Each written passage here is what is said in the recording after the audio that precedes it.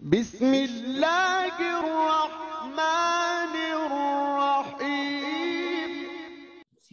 والآن سنأخذ المقدمة السابعة.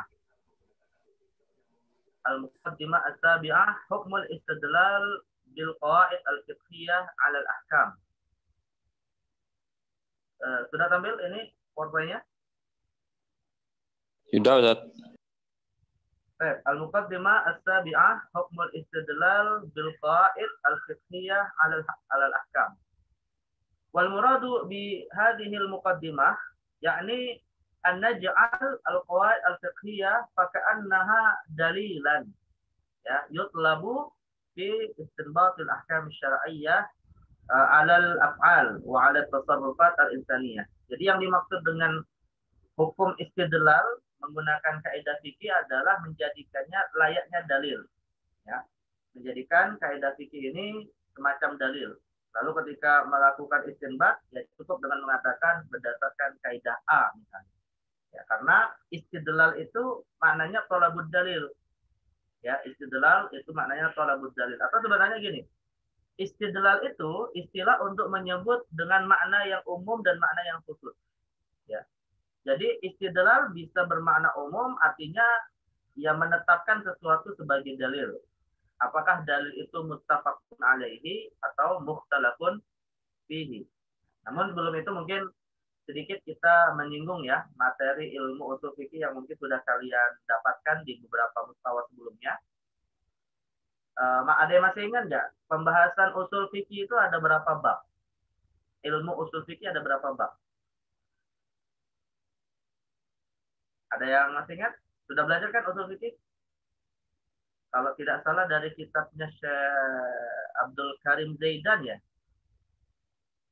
Benar nggak? Al-Wajiz di usul fikih. Ya, Ikhwan, jangan udah lupa lagi nih. Ada yang tahu ada berapa mabahis ilmi usul fikih? Saya juga pernah sampaikan kalau nggak salah di mukaddimah dulu ya di awal-awal kajian ini qawaid fikih. Masih ingat nggak ada berapa pembahasannya? Ada yang mau bahas? Ada yang mau menyebutkan?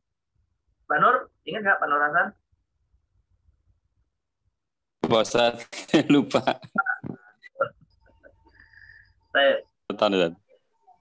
Jadi kaidah ilmu usul fikih itu ya, nanti kan ilmu usul fikih melahirkan kaidah usuliyah ya, kemudian ilmu fikih melahirkan kaidah fikih ya.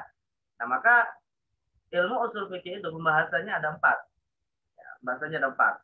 Pertama adalah hukum syar'i, ada hukum taklifi, hukum wad'i. Yang kedua dalil. Nah, dalil ini ada dibagi 2 lagi, dalil muttafaq, dalil mukhtalaf. Ya, dalil yang disepakati dan dalil yang diperselisihkan. Yang ketiga adalah istinbat. Ya, metode dalam menyimpulkan hukum dari dalil. Dan yang keempat adalah madlul. Yang keempat adalah mustadil. Ya. Atau orang yang memiliki wewenang untuk melakukan istinbat yang kita kenal dengan nama mujtahid. Nah, ini 4 pembahasan dalam ilmu usul fikih yang diambil dari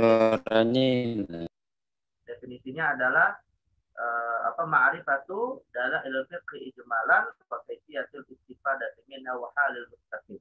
Ya, jadi dari 4 hal ini, maka kalau kita kaitkan dengan muqaddimah as-sabi'ah terkait hukmul istidlal bil qawaid al-fiqhiyah 'ala al-ahkam, maka ini masuk dalam 2 bab utama dalam kajian ilmu usul fikih, yaitu terkait dengan dalil dan yang kedua terkait dengan istinbat. Ya, atau istilah lain untuk menyebut istinbat adalah istidlal. Jadi kalau posisinya misalnya di dalil, pertanyaannya begini, kaidah fikih itu dia dalil muttafaq atau dalil mukhtalaf? Ya, kaidah fikih itu dia posisinya sebagai dalil yang disepakati bisa dijadikan sebagai dalil atau dalil yang tidak bisa atau dalil yang diperselisihkan sebagai dalil. Nah, itu dari sisi hubungannya dengan dalil. Ya, kalau kita kaitkan dengan usul fikih. Jadi posisinya itu kalau dalam hierarkinya kan dia di bawah fikih. Jadi usul fikih, kaidah fikih. Tapi kemudian diposisikan menjadi di atas fikih gitu. Seakan dia usul fikih. Nah, apakah seperti itu bisa dilakukan gitu ya? Atau yang kedua, dia ini berwujud layaknya qawaid usuliyah. Jadi qawaid fikih yang berposisi sebagai qawaid usuliyah. Kalau dalam kaidah usul fikih, misalnya kita mengenal kaidah dalam bab amr, al-amrul mutlaq lil wujub misalnya. Bahwa perintah itu kalau mutlak menyimpulkan hukum wujub ya, hukum wajib. Nah, ini kita dapatkan dalam ayat-ayat atau hadis yang terkait dengan perintah. Ya. Nah, akhirnya jadilah kaidah usul. Nah, sekarang pertanyaannya, bisa nggak kaidah fikih ini juga berposisi sebagaimana kaidah usul? Ya, akhirnya bisa menetapkan hukum juga. Ya. Padahal sudah kita bahas sebelumnya bahwa di situ ada al-farqu bainal qawaid al-usuliyah wal qawaid al-fiqhiyah. Ada perbedaan yang mendasar antara kaidah usul dan kaidah fikih. Hanya saja memang kita temukan ada kaidah musyarakah. Ada kaidah-kaidah yang dia dijadikan sebagai kaidah usul sekaligus kaidah fikih, walaupun dengan wijhatun nazar yang berbeda, dengan penggunaan yang berbeda terkait dengan masalah yang dihadapi atau objek yang dipakai. Sederhananya kalau kaidah usul itu kan dia objeknya dalil. Sedangkan kalau kaidah fikih objeknya adalah perbuatan manusia atau fikih gitu ya. Nah, namun sekali lagi, bisa nggak misalnya hari ini kita jadikan kaidah fikih itu sebagai layaknya dalil ya, atau layaknya sebagai qawaid usuliyah yang bisa dijadikan sebagai istidlal. Ini dalam makna umum, istidlal dalam makna umum. Nah, sebagian ulama, misalnya seperti Syekh Al-Kafrawi misalnya, beliau punya buku judulnya Istidlal Indal Usuliyin. Ya. Dalam bukunya tersebut, beliau mengatakan bahwa istidlal itu hanya atau sebagaimana khusus digunakan untuk penggunaan dalil-dalil yang dia termasuk mukhtalaf fi, ya.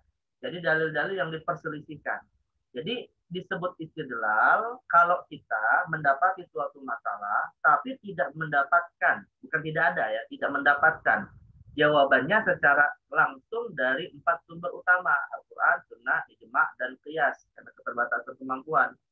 Jadi nggak langsung mendapatkan dari 4 sumber yang disepakati ini. Nah, lantas kemudian kita merujuk kepada sumber yang lain, seperti istihsan, istisqla, sadud zari'ah, al-urfu, atau madhab sahabat, syar'u maqablana, dan seterusnya ya.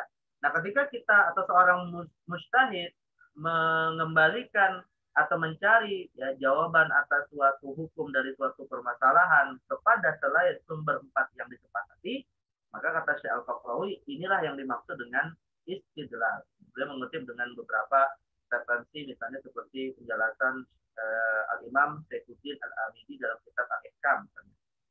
Nah, jadi intinya istidlal ini dalam makna umum ya dijadikan dalil lainnya seperti Al-Quran, Sunnah, ataupun kaidah usul. Atau istidlal itu maknanya secara khusus adalah dia seakan memang menjadi dalil yang pada posisi yang diperselisihkan, dari luar 4 sumber dalil yang disepakati. Baik, nah ini yang dimaksud dengan istidlal ya, atau hukmul istidlal, ya, menjadikannya layaknya dalil. Ini kaidah. Baik, nah dalam hal ini ya, terkait ma hukmul istidlal bil qawaid al-fiqhiyah al-ahkam, fa'ajab Syekh Muhammad Siddiqi Al-Burnu wa ana ulakhisuhu lakum anna al-istidlal bil qawaid al-fiqhiyah hukmuhu fihi tafsil. Ya, bahwa penggunaan kaidah fikih sebagai dalil, kata Syekh Al-Burnu, sebenarnya ini saya ringkaskan saja nanti, itu ada tafsilnya. Ya, artinya tidak mutlak boleh dijadikan dalil, tapi juga tidak mutlak tidak bisa dijadikan dalil. Ya, di situ ada tafsil. Nah, tafsirnya berangkat dari mana? Ya, hukum istidlal ini kok bisa berbeda, berangkat dari mana? Berangkat dari masdar, yang sudah kita bahas kemarin. Ya. Jadi, masdirul qawaid al-fiqhiyah itu kan ada yang masdarnya adalah, bahkan dia termasuk teks Al-Quran dan Sunnah, alladzi yajra majrul qaidah.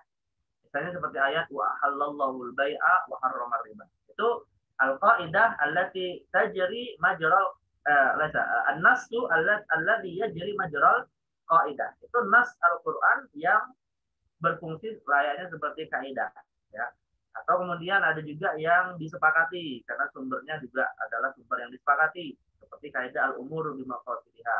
Kemudian sumbernya adalah hadis innamal a'malu binniyat misalnya. Atau berasal dari ijtihad para ulama, ya, yang kemudian disimpulkan sebagai suatu kaidah. Nah, jadi sebenarnya Syekh Al-Burnu itu ingin menjelaskan bahwa istidlal bil qawaid al-fiqhiyah itu bisa dijadikan atau hukumnya itu boleh tergantung kepada istimdad dan masdar dari setiap kaidah.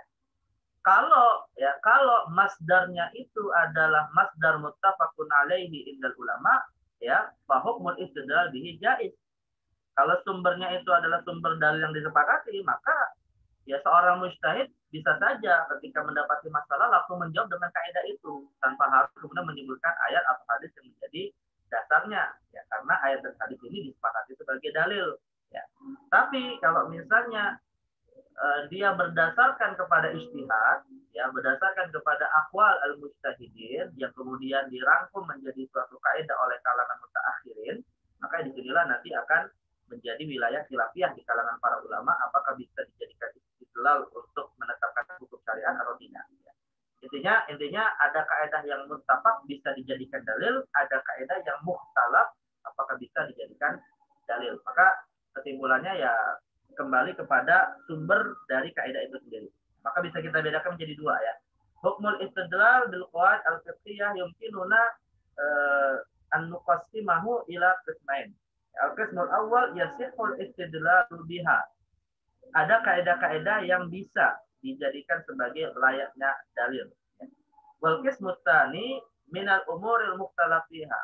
Yang dikategorikan sebagai istidlal dengan dalil-dalil yang diperselisihkan. Nah, apa saja yang bisa dijadikan dalil yang disepakati, ya, dari kaidah-kaidah fikih? Nah, 3 hal ini, ya. Ada 3 hal atau ada 3 jenis kaidah berdasarkan sumbernya yang bisa dijadikan sebagai dalil. Yang pertama adalah an-nassul ladzi jara majral qawaid. Ya, setiap ayat atau hadis Nabi yang dia teksnya Al-Quran atau hadis gitu, ya, tapi seakan wujudnya adalah kaidah.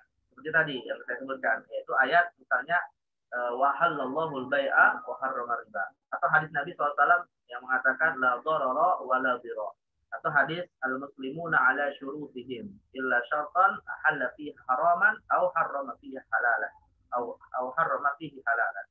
Atau misalnya pokoknya ayat-ayat atau hadis-hadis yang pendek gitu, ya, yang biasa seakan dijadikan lainnya kaidah. Atau misalnya ayat hal jazaul ihsan illa ihsan, atau ayat faman ya'mal mithqala dzarratin khairan yara wa may ya'mal mithqala dzarratin syarran yara. Nah, ini ayat-ayat yang atau nas Al-Qur'an dan Sunnah yang bisa dijadikan layaknya kaidah. Maka ya bisa juga istidlal dengan kaidah yang seperti ini, karena memang teksnya Al-Qur'an dan Sunnah. Atau al-qaidah al-mustanidah minal ijma', ya, atau kaidah yang didasarkan kepada ijma'. Nah, ini juga termasuk yang disepakati para ulama bisa beristidlal dengannya. Misalnya kaidah la ijtihada la yanqudul ijtihad bil ijtihad, misalnya la yanqudul ijtihad bil ijtihad, ya.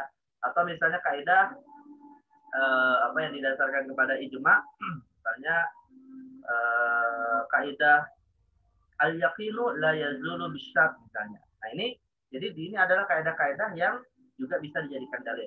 Atau al-qaidah al-mustanbatah minan nafsi wal ijma' wa ma'qulin nafs, ya. Nah, atau kaidah yang memang dasarnya itu jelas-jelas bersumberkan atau diistinbatkan dari Al-Qur'an, Sunnah, ijma' dan ma'qulin nafs. Ma'qulun nas itu maksudnya adalah qiyas, ya. Ma'qulun nas itu maksudnya qiyas. Nah, jadi ini juga bisa dijadikan dalil karena dia didasarkan kepada dalil 4 yang disepakati. Nah, bedanya dengan yang kedua, yang mustanadahnya ijma' adalah memang secara teks dia sudah berwujud ijma', gitu, ya. Tapi kalau yang ketiga ini secara teks dia bukanlah ijma', gitu, tapi ijma'nya ada teks yang lain. Hanya saja kemudian dibuat suatu ungkapan baru yang dijadikan kaidah, namun sumbernya adalah ijma' para ulama. Nah, ini beda antara kaidah kedua dan yang ketiga. Intinya adalah setiap kaidah yang sumbernya adalah adillah muttafaq 'alaiha, yaitu minal Qur'ani was sunnati wal ijma'i wal qiyas atau ma'qulin nas, maka semuanya yasihul istidlal bihadhil qawaid fi wad'il ahkam syar'iyyah 'ala tasarrufatil insaniyah. Semuanya bisa dijadikan dasar untuk menetapkan hukum atas perbuatan manusia, untuk ditetapkan ini hukumnya adalah wajib atau sunnah atau makruh atau haram atau mubah, atau sebagai syarat atau sebagai rukhsah atau sebagai azimah atau sebagai amalan yang sah atau sebagai amalan yang batil. Nah, itu bisa didasarkan kepada kaidah usul fikih, kaidah fikih yang sumbernya adalah an-nusus awil adillah al-muttafaq 'alaiha. Adapun untuk di luar 3 hal ini, yaitu al-qaidah al-mustakhrajah min aqwalil mujtahidin, Ya, kaidah-kaidah yang disimpulkan dari ucapan para mujtahid yang umumnya adalah dari kalangan mutaqaddimun, maka dalam hal ini ya ini masuk dalam ranah khilafiyah ya di kalangan para ulama terkait dengan hal yasihul istidlalu biha. Ya. Ini umumnya seperti ini ketentuan dari hukum istidlal bil qawaid al-fiqhiyah. Jadi kalau nanti bisa ditanya dalam ujian ya ma hukum istidlal bil qawaid al-fiqhiyah ada istinbatul ahkam syar'iyyah, maka jawabannya adalah fihi tafsil, ya itu ada rinciannya. Hunaka qaidah yasihul istidlal biha wa hunaka qawaid la yasihul istidlal biha au min al-umur al-mukhtalaf fiha. Baik, ini al-muqaddimah